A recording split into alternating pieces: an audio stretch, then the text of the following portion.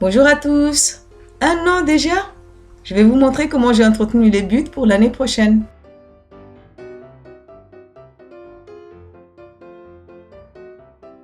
J'ai remis du compost sur les buts.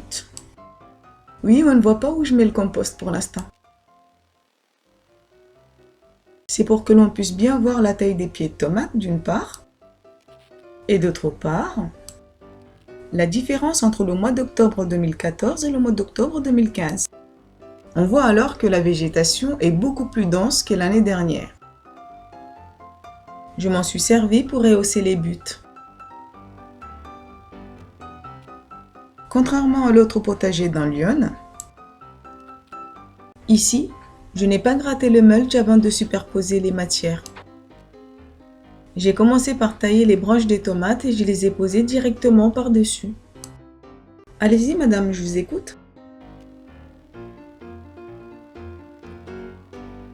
Même avec le compost, l'entretien me demande beaucoup moins d'efforts physiques que de labourer.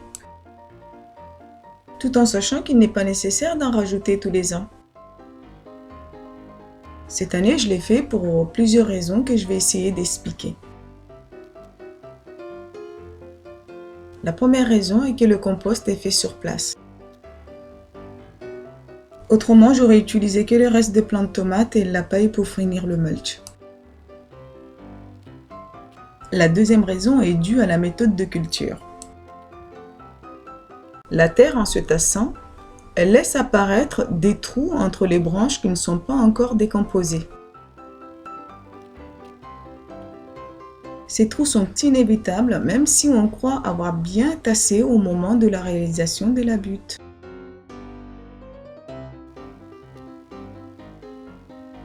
Ceci est dû au fait que tout ne se décompose pas au même rythme. Actuellement, ce que je sais de ces trous, c'est qu'ils servent aussi d'abri pour les limaces. Et même si on dit que la limace ne sait pas creuser, mais elle vit aussi en dessous de la terre. Et elle profite aussi, comme les autres, des cachettes qu'il y a dans la butte.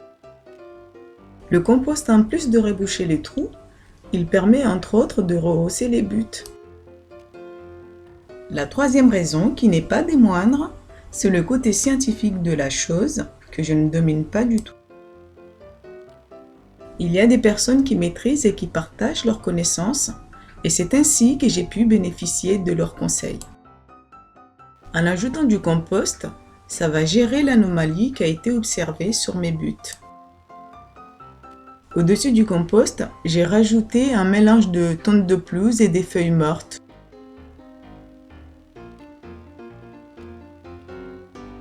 La météo n'est pas favorable à la paille, mais quand il faut y aller, il faut y aller.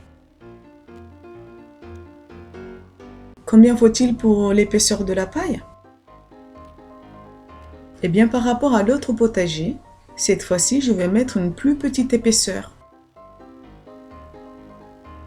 Une couche pas très fine pour éviter justement qu'elle s'envole, mais pas trop épaisse non plus, juste ce qu'il faut pour qu'elle tienne. À cause du vent, j'arrose au fur et à mesure que je progresse pour éviter qu'elle s'envole. Et bien sûr, je tasse plus ou moins les matières à chaque étape. Et bien voilà ce qu'il en est de l'entretien des buts pour cette année. J'espère en tout cas avoir été assez explicite, sinon n'hésitez pas à m'en faire part lors de vos commentaires. Ça nous permettra d'échanger pour mieux se comprendre. Parmi les quelques betteraves qui restent, il y avait celle-ci. Sur toutes les buttes, il y a des tomates qui repoussent comme on le voit ici. Il y a même une nouvelle variété de champignons. Voilà, merci à tous et à bientôt.